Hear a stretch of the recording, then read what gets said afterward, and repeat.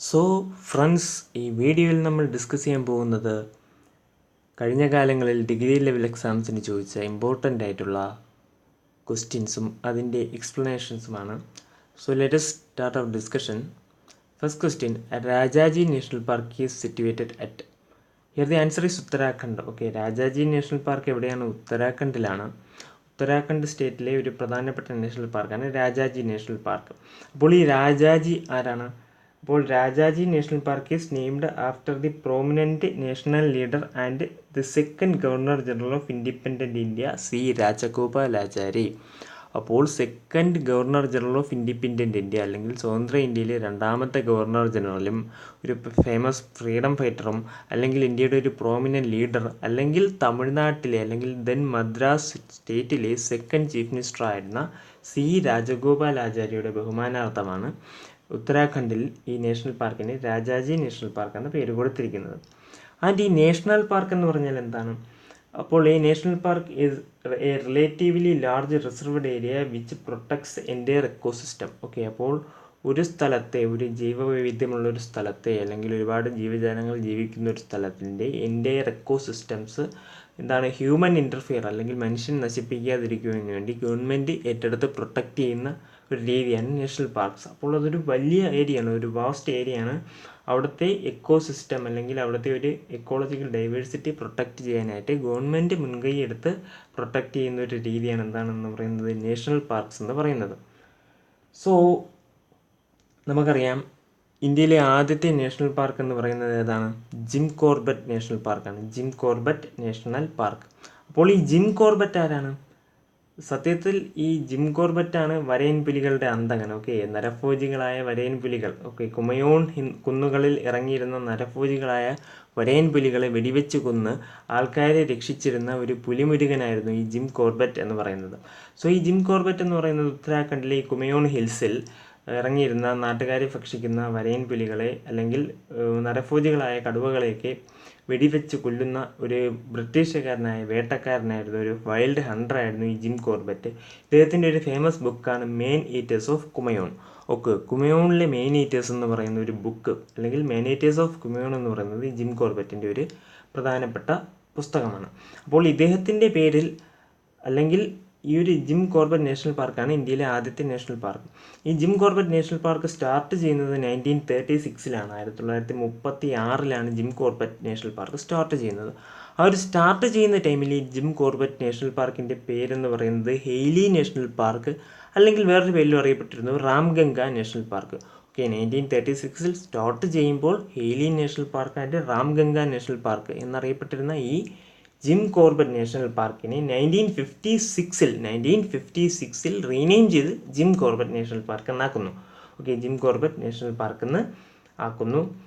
അതാണ് ഈ Jim Corbett national park തന്നെയാണ് പ്രോജക്റ്റ് ടൈഗറിൻ്റെ കീഴിൽ വരുന്ന ആദ്യത്തെ ടൈഗർ റിസർവും. അപ്പോൾ ഇതൊരു ടൈഗർ റിസർവ് കൂടിയാണ് ജിം കോർബറ്റ് നാഷണൽ പാർക്ക്. അപ്പോൾ പ്രോജക്റ്റ് ടൈഗർ 1973-ൽ ടൈഗർ പ്രൊട്ടക്ഷന് വേണ്ടി എന്ത് ചെയ്തതാണ്, ഇംപ്ലിമെൻ്റ് ചെയ്തൊരു പ്രോജക്റ്റാണ് പ്രോജക്റ്റ് ടൈഗർ 1973-ൽ ടൈഗർ പ്രൊട്ടക്ഷന് വേണ്ടിയിട്ട്.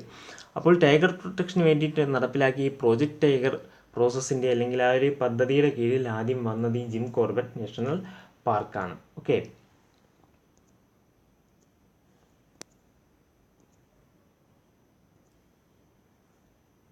ഇനി ഈ ഉത്തരാഖണ്ഡിലുള്ള പ്രധാനപ്പെട്ട വേറെ 2 നാഷണൽ പാർക്സാണ് നന്ദാദേവി ബയോസ്ഫിയർ റിസർവ്. ഇതാണ് നന്ദാദേവി ബയോസ്ഫിയർ റിസർവ്. ഇത് വേൾഡ് ഹെറിറ്റേജ് സൈറ്റിലുള്ളൊരു ഇതാണ് നന്ദാദേവി ബയോസ്ഫിയർ റിസർവ് എന്ന് പറയുന്നത്. പിന്നെ എന്താ പറയുന്നത്, നമ്മൾ valley of flowers national parks എവിടെയാണ്? ഈ ഉത്തരാഖണ്ഡിലാണ്. അപ്പോൾ valley of flowers national park എവിടെയാണ്? ഉത്തരാഖണ്ഡിലാണ്. പിന്നെ വേറൊന്നും കൂടിയുണ്ട്, the Gangotri national park and Govind Pashu Vihar national park is also situated in Uttarakhand. അപ്പോൾ ഉത്തരാഖണ്ഡിലെ പ്രധാനപ്പെട്ട നാഷണൽ പാർക്സിനെ പറ്റി നമ്മൾ പറഞ്ഞു കഴിഞ്ഞു. അപ്പോൾ ജിം കോർബറ്റ് നാഷണൽ പാർക്ക് എവിടെയാണെന്ന് ചോദിച്ചാൽ അതും ഉത്തരാഖണ്ഡിലാണ്. പിന്നെ Valley of flowers national park എവിടെയാണെന്ന് ചോദിച്ചാൽ അത് ഉത്തരാഖണ്ഡിലാണ്. നന്ദാദേവി ബയോസ്ഫിയർ റിസർവ്സ് എവിടെയാണെന്ന് ചോദിച്ചാൽ അത് ഉത്തരാഖണ്ഡിലാണ്. സോ ഈ ബയോസ്ഫിയർ റിസർവ് എന്ന് പറയുന്നതും ഒരു ലാർജ് പ്രൊട്ടക്റ്റഡ് ഏരിയ ആണ്. 1986-ൽ ഇന്ത്യയിൽ ആദ്യമായി നിലവിൽ വരുന്ന ഒരു ബയോസ്ഫിയർ റിസർവ് അത് നീലഗിരി ബയോസ്ഫിയർ റിസർവാണ്. 1986-ൽ ഇന്ത്യയിൽ ആദ്യമായി നിലവിൽ വരുന്ന ബയോസ്ഫിയർ റിസർവ് നീലഗിരി ബയോസ്ഫിയർ റിസർവാണ്. ആൻഡ് നമ്മൾ പറയുന്ന ഏറ്റവും ചെറിയ ബയോസ്ഫിയർ റിസർവ് ഏറ്റവും ചെറിയ ബയോസ്ഫിയർ റിസർവ് എന്ന് പറയുന്നത് ദിബ്രു സൈക്കോവ ബയോസ്ഫിയർ റിസർവ്, അത് ആസാമിലാണ്. അപ്പോൾ ഏറ്റവും ചെറിയ biosphere reserve Dibru Saikhowa biosphere reserve, അത് ആസാമിലാണ്. അതിൻ്റെ ഏറ്റവും വലുത് എവിടെയാണ്? അത് നമ്മൾ ഈ പറയുന്ന ഗ്യാൻ ഭാരതി ബയോസ്ഫിയർ റിസർവാണ് ഏറ്റവും വലുത്. ഗ്യാൻ ഭാരതി അല്ലെങ്കിൽ Rann of Kutch biosphere reserve, അത് ഗുജറാത്തിലാണ്. അതാണ് ഏറ്റവും വലിയ ബയോസ്ഫിയർ റിസർവ്. അപ്പോൾ നമ്മൾ ഈ നാഷണൽ പാർക്കിൻ്റെ കാര്യം പറഞ്ഞതുപോലെ നാഷണൽ പാർക്ക് ഏറ്റവും വലുത് ഏതാണ്? ഹെമിസ് നാഷണൽ പാർക്കാണ് ഏറ്റവും വലുത്. ഓക്കെ, ലാർജസ്റ്റ് നാഷണൽ പാർക്ക് ഏതാണ്? Hemis national park. അതെവിടെയാണ്? ജമ്മു കാശ്മീർ. അപ്പോൾ ഈ ബയോസ്ഫിയർ റിസർവും നാഷണൽ പാർക്കും തിരിഞ്ഞു പോകാതിരിക്കാൻ ശ്രദ്ധിക്കുക.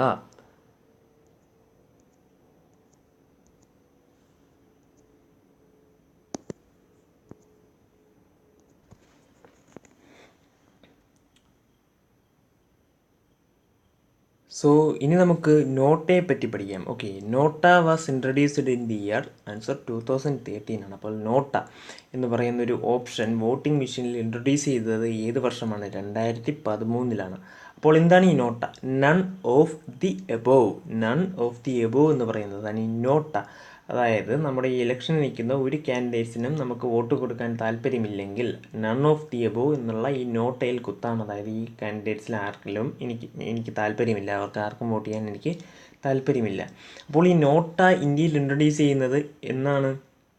നമ്മൾ 2013 ഇന്ത്യയിൽ ഇൻട്രൊഡ്യൂസ് ചെയ്യുന്നത്. Okay, none of the above. It's a ballot option which allows the voters to indicate disapproval of all the candidates in a voting system. അപ്പോൾ NOTA was introduced in India following the supreme court directive in 2013.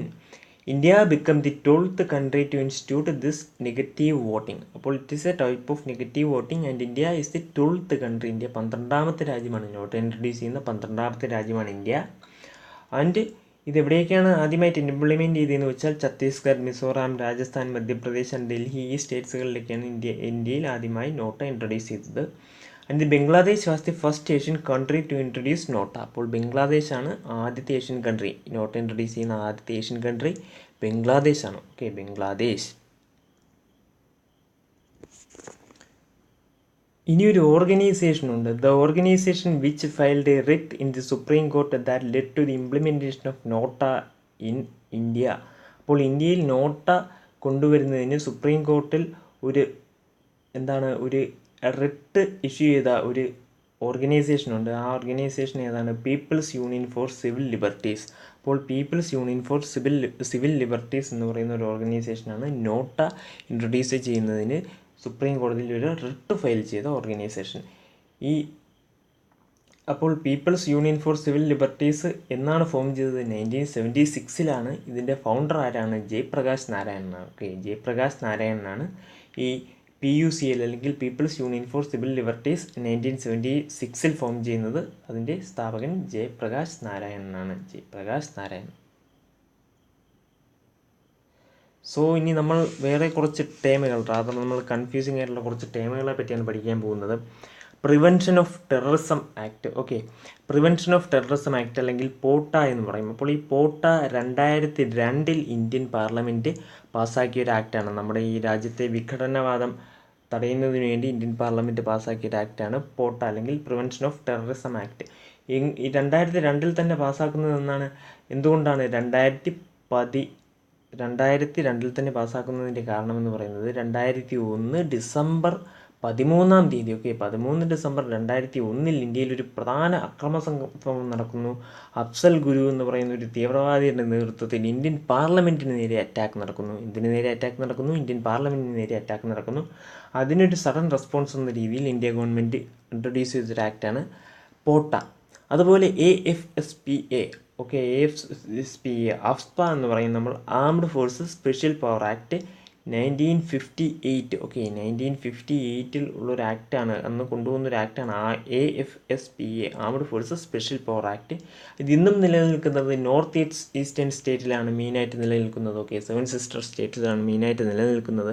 അവിടെ നടക്കുന്ന വിഘടനവാദപരമായ കാര്യങ്ങളെ ചെറുക്കുന്നതിന് വേണ്ടി, അല്ലെങ്കിൽ ഈ നാഗ people's front അല്ലെങ്കിൽ ഒരു നാഗാലാൻഡ് അല്ലെങ്കിൽ അങ്ങനെ ഒരു നാഗ കൺട്രി അവർക്ക് വേണമെന്ന് പറഞ്ഞുകൊണ്ട് ഒരു വിഘടനവാദപരമായ ഒരു പ്രവർത്തനം ഈ നാഗ റീജിയനിൽ അല്ലെങ്കിൽ ആ ഒരു 7 സിസ്റ്റർ റീജിയനിൽ നടക്കുകയും അതിനെ ചെറുക്കാൻ ഇന്ത്യ ഗവൺമെൻറ് കൊണ്ടുവന്നത് AFSPA ആക്റ്റാണ്.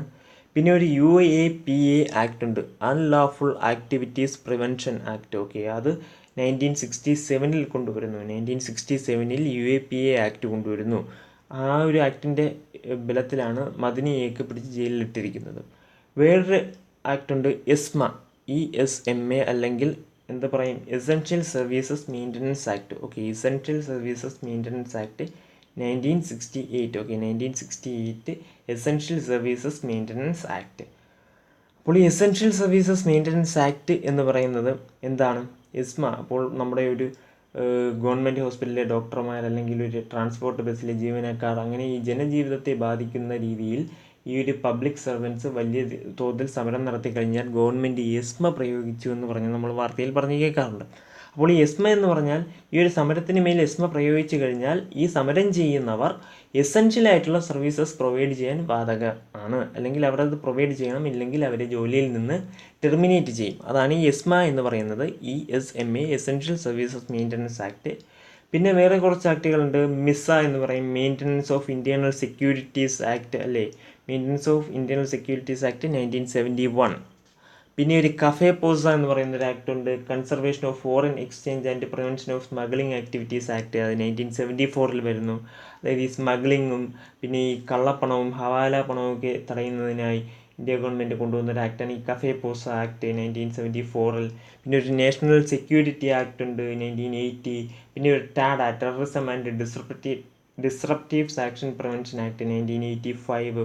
അങ്ങനെ ഈ വിവിധതരം ആക്ട്സുകൾ ഇന്ത്യയിൽ ടെററിസം, അതുപോലെ തന്നെ ഈ വിഘടനവാദ പ്രവർത്തനങ്ങൾ, അതുപോലെ തന്നെ ഈ സ്മഗ്ലിംഗ് പോലത്തെ കള്ളത്തരങ്ങൾ തടയുന്നതിനായി ഇന്ത്യ ഗവൺമെൻറ് കൊണ്ടുവന്നിട്ടുണ്ട്.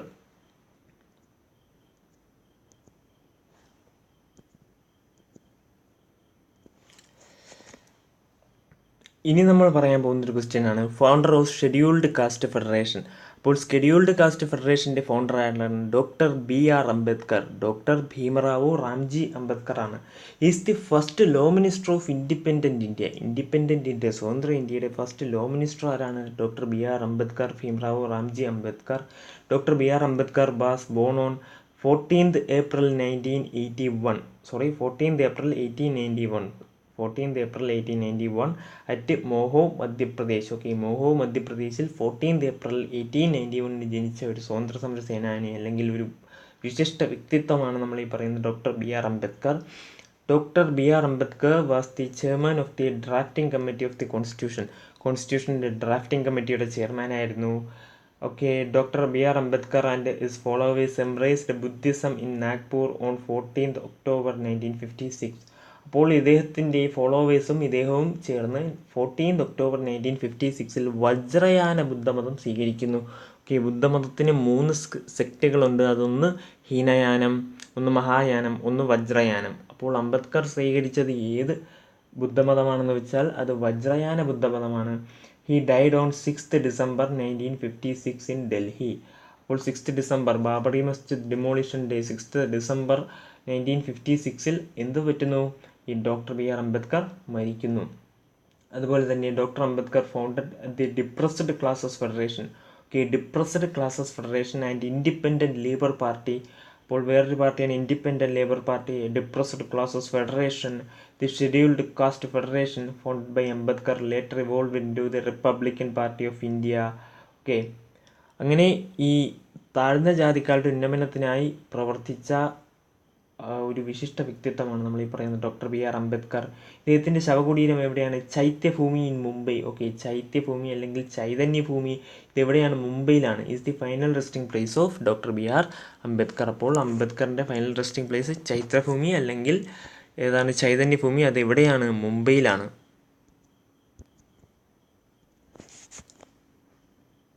ഇനി അടുത്തൊരു ക്വസ്റ്റ്യൻ ആണ്, who is the only person to have won 2 unshared nobel prizes in 2 different fields. Okay, 2 വ്യത്യസ്ത മേഖലകളിൽ എന്ത് ചെയ്യുന്നു, നൊബേൽ സമ്മാനം നേടുന്ന, അത് എങ്ങനെ നേടുന്നു, പങ്കുവയ്ക്കാതെ നേടുന്ന ഒരേ ഒരു വ്യക്തി ആരാണെന്നാണ് ചോദ്യം. ആൻസർ ലിനസ് പോളിംഗ് ആണ്. ഒരു കെമിസ്ട്രി സയൻറ്റിസ്റ്റ് ആണ്. ഓക്കെ, കെമിസ്റ്റാണ്, ലിനസ് പോളിംഗ് ആണത് ആൻസർ എന്ന് പറയുന്നത്. ഓക്കെ, അപ്പോൾ നമുക്കറിയാം 4 പേർക്കാണ് നൊബേൽ സമ്മാനം ഇതുവരെ 2 തവണ കിട്ടിയിട്ടുള്ളത്. അതൊന്ന് മേരി ക്യൂറിയാണ്, മാഡം ക്യൂറി അല്ലെങ്കിൽ മേരി ക്യൂറി. ഒന്ന് ലിനസ് പോളിംഗ് ആണ്, പിന്നൊന്ന് ഫ്രെഡറിക് സാങ്ങറാണ്, ആൻഡ് പിന്നൊന്ന് ജോൺ ബാർഡീനാണ്. ഓക്കെ, അങ്ങനെ ഈ 4 പേർക്ക് ഈ നൊബേൽ സമ്മാനം 2 തവണ കിട്ടിയിട്ടുള്ളൂ.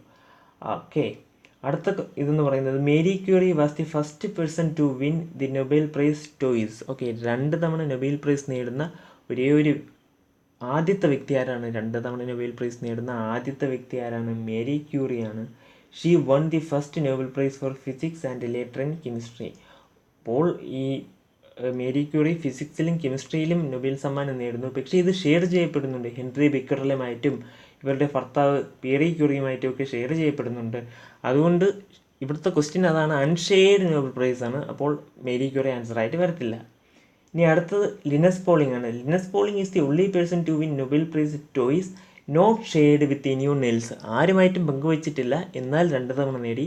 അത് 2 വ്യത്യസ്ത വിഷയങ്ങളിൽ. ഒന്ന് കെമിസ്ട്രിയിലാണ്. ഓക്കെ, ഈ ഇലക്ട്രോ നെഗറ്റിവിറ്റി സ്കെയിലൊക്കെ ഇദ്ദേഹമാണ് കണ്ടുപിടിച്ചത്. അപ്പോൾ ഒന്ന് കെമിസ്ട്രിയിലാണ് ഈ ലിനസ് പോളിംഗ് നേടുന്നത്, പിന്നൊന്ന് പീസിലാണ്. Okay, in 1954 he won the Nobel Prize for Chemistry and in 1962 he won the Nobel Prize for Peace. അപ്പോൾ 1954 കെമിസ്ട്രിക്കും 1962 ഇദ്ദേഹം എന്തിനും, പീസിനും, സമാധാനത്തിനും നൊബേൽ പ്രൈസ് നേടുന്നു. പിന്നെ ഒരു വ്യക്തിയെ പറ്റി നമ്മൾ പറഞ്ഞു, John Bardeen is the only scientist in history to received 2 nobel prize for physics. Okay, ഫിസിക്സിന് 2 തവണ നൊബേൽ പ്രൈസ് കിട്ടുന്ന ഒരേ ഒരാളാണ് ഈ ജോൺ ബാർഡീൻ എന്ന് പറയുന്നത്. അദ്ദേഹത്തിന് 1956 ആൻഡ് 1972 കിട്ടുന്നുണ്ട്. 1956 1972 ഫിസിക്സിൽ കിട്ടുന്നുണ്ട്. അപ്പോൾ ഒരേ സബ്ജക്റ്റിനാണ്. അപ്പോൾ ഇദ്ദേഹം 1956 ഈ ട്രാൻസിസ്റ്ററിൻ്റെ ഇൻവെൻഷനൊക്കെ കിട്ടുന്നതാണ്, ഈ വില്യം ഷോക്ലിക്കൊക്കെ കിട്ടുന്നുണ്ട്. അതുകൊണ്ട് അത് ഷെയർ ചെയ്യപ്പെടുന്നുണ്ട്. സോ ഇവിടെ ആൻസർ ആയിട്ട് വരത്തില്ല. അപ്പോൾ ഫിസിക്സിന് 2 തവണ നൊബേൽ സമ്മാനം കിട്ടിയ ഒരേ ഒരാൾ ആരാണ്? ജോൺ ബാർഡീനാണ്. പിന്നെ ഒരു കെമിസ്റ്റ് ഉണ്ട്, Frederick Sanger, who won 2 nobel prizes in chemistry. കെമിസ്ട്രിയിൽ 2 നൊബേൽ പ്രൈസ് മേടിക്കുന്ന ഒരാളാണ് ഈ നമ്മൾ ഈ പറഞ്ഞ ആരാണ്? ഫ്രെഡറിക് സാങ്ങർ എന്ന് പറയുന്ന ആൾ. The first was in 1958 and the second in 1980. Okay, അപ്പോൾ ഈ DNA സിന്തസിസിനൊക്കെ ഒരു മെത്തേഡ് കണ്ടുപിടിച്ച ഒരാളാണ് ഈ ഫ്രെഡറിക് സാങ്ങർ എന്ന് പറയുന്നത്. ഓക്കെ, സാങ്ങേഴ്സ് ഡൈഡിയോക്സി മെത്തേഡ് ഉണ്ട്. പിന്നെ അതുപോലെ തന്നെ ഈ ഇൻസുലിൻ്റെ സ്ട്രക്ചറൊക്കെ കണ്ടുപിടിച്ച ആളാണ് ഈ ഫ്രെഡറിക് സാങ്ങർ എന്ന് പറയുന്നത്. ഇദ്ദേഹം എന്നൊക്കെയാണ് നൊബേൽ പ്രൈസ് നേടിയത്? 1958 ആൻഡ് 1980. ഓക്കെ, കെമിസ്ട്രിയിൽ 2 തവണ നൊബേൽ പ്രൈസ് നേടുന്ന ആൾ. അപ്പോൾ ഇദ്ദേഹം ഷെയർ ചെയ്തിട്ടുണ്ട്, നേടുമ്പോൾ ഷെയർ ചെയ്തിട്ടുണ്ട്. അപ്പോൾ 2 വിഷയങ്ങൾക്ക് അൺഷെയർഡ് നൊബേൽ പ്രൈസ് നേടിയ ഒരേ ഒരാൾ ആരാണ്? ഈ ലിനസ് പോളിംഗ് ആണ്. അതേസമയം ഫിസിക്സിൽ 2 തവണ നേടുന്നു ജോൺ ബാർഡീൻ. കെമിസ്ട്രിയിൽ 2 തവണ നേടുന്നു ആരാണ്? ഫ്രെഡറിക് സാങ്ങർ. അതേസമയം ഫിസിക്സിലും കെമിസ്ട്രിയിലും ഓരോ തവണ നേടുന്നു. അങ്ങനെ 2 തവണ കൂട്ടുമ്പോൾ 2 തവണ ആരാണ്? Marie Curie. Okay, Marie Curie. And the last question is the Lahore session of the Congress was held in the year. Okay, Lahore session ഏത് വർഷമാണ് ഹെൽഡ് ചെയ്തത്? ഓക്കെ, 1929 ആണ് answer. 1929. So INC was formed on 20th December 1885. Okay, 20th December 1885 INC form ചെയ്യുന്നത്. INC was started at Gokuldas Tejpal Sanskrit college, Bombay. അപ്പോൾ Gokuldas Tejpal Sanskrit college, ബോംബെയിൽ 28 December 1885 ഫോം ചെയ്യുന്ന ഒരു ഓർഗനൈസേഷനാണ് Indian national congress, INC. And ഇതിപ്പോഴും വർക്ക് ചെയ്യുന്നുണ്ട്, സ്റ്റിൽ പൊളിറ്റിക്കൽ പാർട്ടിയായിട്ട് വർക്ക് ചെയ്യുന്നുണ്ട് ഇന്ത്യൻ നാഷണൽ കോൺഗ്രസ്. ഇപ്പോഴത്തെ അതിൻ്റെ അധ്യക്ഷൻ ആരാണ്? രാഹുൽ ഗാന്ധിയാണ്.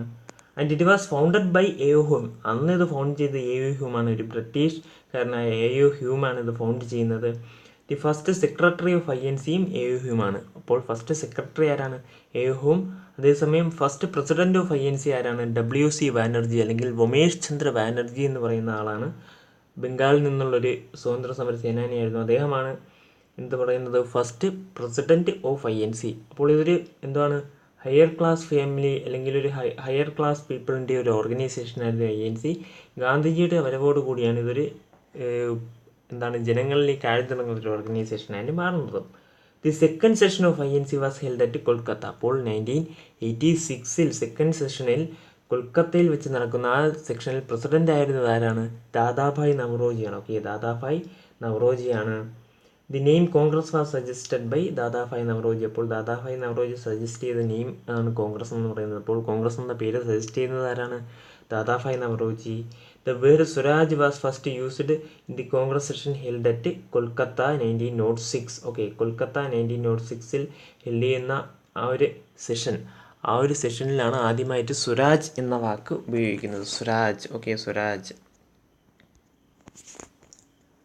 അപ്പോൾ ഈ സെഷനിലും പ്രസിഡൻ്റ് ആവുന്നത്, നമ്മുടെ ഈ 1906 പ്രസിഡൻ്റ് ആവുന്നത് ഈ ദാദാഭായ് നവറോജിയാണ്. അപ്പോൾ ദാദാഭായ് നവറോജി 3 സെഷൻസിൽ പ്രസിഡൻ്റ് ആയിട്ടുണ്ട്. 1886 അല്ലെങ്കിൽ second session of INC, 1886 Calcutta സെഷനിലും, 1893 ലാഹോർ സെഷനിലും, 1906 കൽക്കത്ത സെഷൻ വീണ്ടും അവിടെയും ഈ ദാദാഭായ് നവറോജിയാണ് പ്രസിഡൻ്റ് ആവുന്നത്. അപ്പോൾ 1906 കൽക്കത്ത സെഷനിലാണ് സ്വരാജ് എന്ന ആശയം ആദ്യമായിട്ട് ഉരുത്തിരിഞ്ഞു വരുന്നത്. ഓക്കെ, അടുത്തത് പൂർണ്ണ Swaraj resolution was passed in Lahore session. അപ്പോൾ നമ്മളിവിടെ പറയുന്ന ലാഹോർ സെഷൻ 1929 ലാഹോർ സെഷനിൽ പൂർണ്ണ സ്വരാജ് റെസൊല്യൂഷൻ പാസ് ചെയ്യുന്നു. ഓക്കെ, പൂർണ്ണ സ്വരാജ് റെസൊല്യൂഷൻ പാസ് ചെയ്യുന്ന സെഷൻ ഏതാണ്? 1929 Lahore session. Nehru met Gandhi in which Congress session? അത് ലക്നൗ സെഷനാണ്. ഓക്കെ, ലക്നൗ സെഷൻ 1916 ആണ്. 1916 ലക്നൗ സെഷനിലാണ് നെഹ്റു ഗാന്ധിജിയെ കാണുന്നത്. Okay, and president of INC at the time of independence, ഇന്ത്യക്ക് സ്വാതന്ത്ര്യം കിട്ടുമ്പോൾ INC പ്രസിഡന്റ് JB കൃപലാനി ആയിരുന്നു. ഓക്കെ, JB കൃപലാനി ആയിരുന്നു.